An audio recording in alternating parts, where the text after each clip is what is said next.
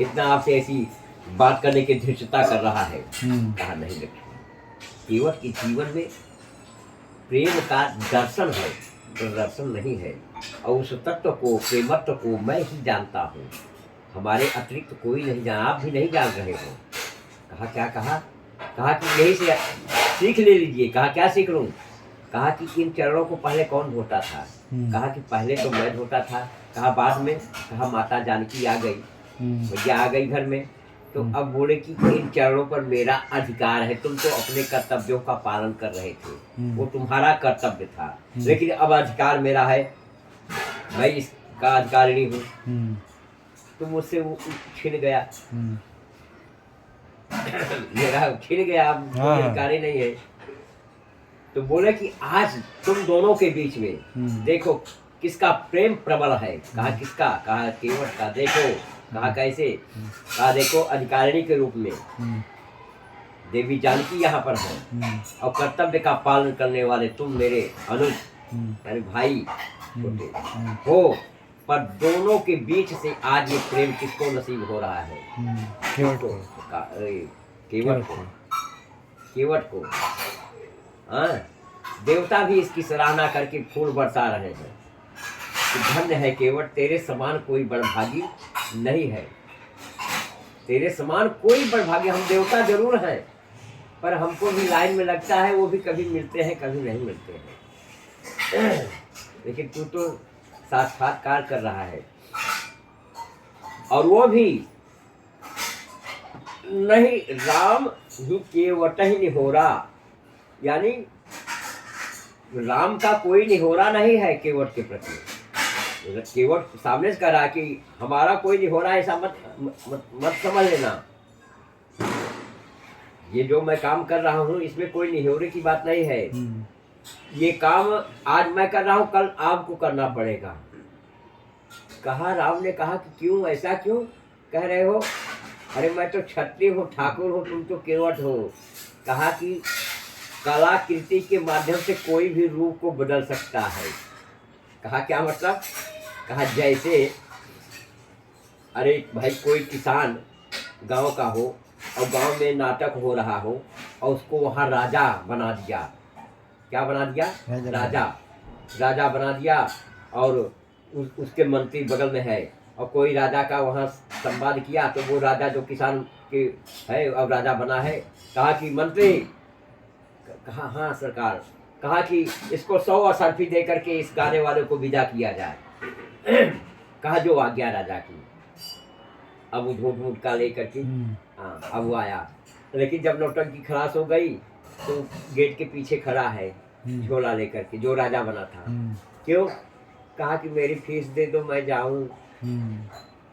अभी तक तो 100 असरफियों का दान किया, अभी वो फीस के लिए खड़ा है।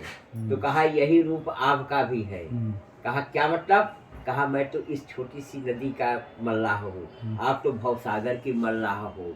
जब तक आप हाथ नहीं लगाओगे तब तक कोई वास्तव में पार नहीं जाएगा, इसलिए आप मेरे बिरादरी की हो प्रभु।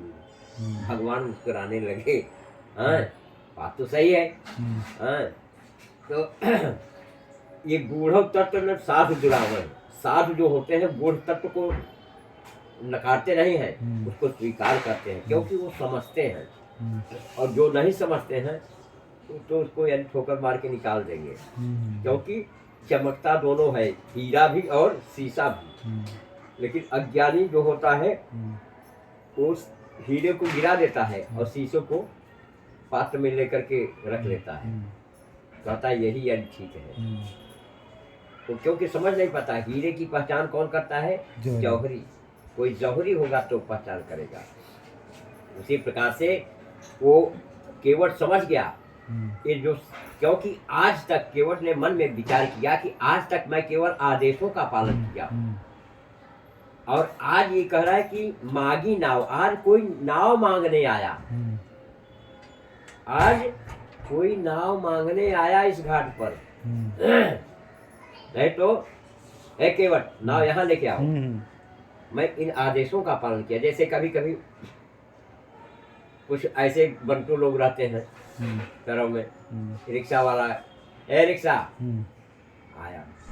रेलवे स्टेशन जाओगे? हाँ साहब जाऊंगा। जाओ, यहाँ क्यों खड़े हो, जाओ। अब बताओ।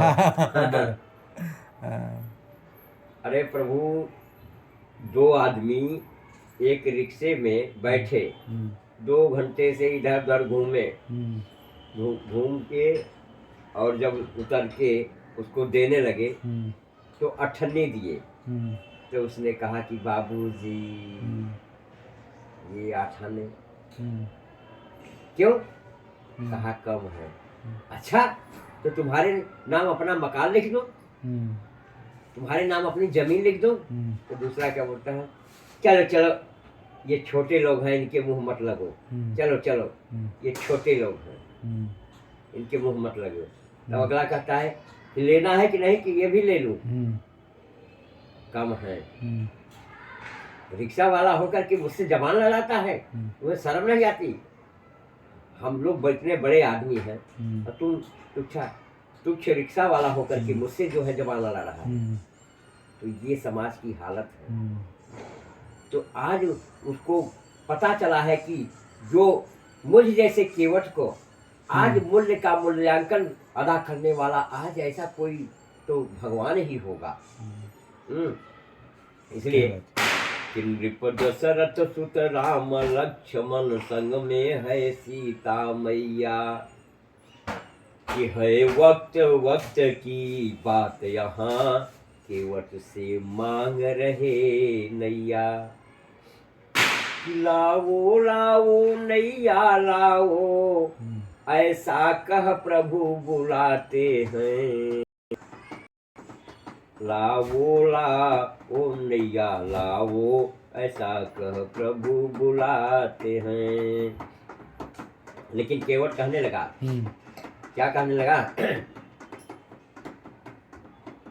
कि मैं जान रहा हूँ मर्म आपका, मैं जान रहा हूँ मर्म आपका, ऐसे मैं नाव न लाऊंगा। पहले कहिए यह नाथ मुझे, अरे चरणों को धुलवाऊंगा। पहले कहिए यह नाथ मुझे, चरणों को धुलवाऊंगा। पहले ये कहो, कहो कि आओ केवट चरण धो। हरे राम जी ने कहा कि धोने वाले बिना पूछे धो लिए हैं, तुम भी धो लो बिना कहे। अब कहूँ क्या? ये तो बात वही कह सकता है जिसका सर्व से संबंध न हो, जिसका। अब कौन ऐसा होगा कि चलो पैर पड़ो आओ, देखते नहीं, कोई नहीं कहेगा। अरे जिसको पढ़ना है पढ़ ले। केवट, लेकिन केवट कहता है कि कहो। क्यों कहा कि केवट कह रहा है कि प्रभु जऊ पार अवसे गाचहु, जो प्रभु जऊ पार अवसे गाचहु, अरे चरण सरोज पखारन कहू। प्रभु आपको वास्तव में पार जाना है। हाँ। मतलब केवट कह रहा है कि प्रभु वास्तव में आपको पार जाना है। तो यदि पार जाना है तो चरण धोने के लिए कहो, मोहि पद पदुम पखारन कहो। चरणार बिंदुओं को धोने के लिए कहो, पखारने के लिए कहो। तो अब कैसे कहे राम जी? ये तो मर्यादा की विपरीत है। कौन ऐसा भाई मेरा पैर धो करके धो मेरे पैर पड़ो, ये सब कौन कह सकता है जिसका सर्व से कोई संबंध ना हो। तो भगवान ने कहा कि भैया केवट इस चरण को बहुत ने धोया है, बहुत ने। अरे मिथिला में मैं गया था, जनकपुर में गया था, तो बहुतों ने बिना मुझसे पूछे धो लिया था।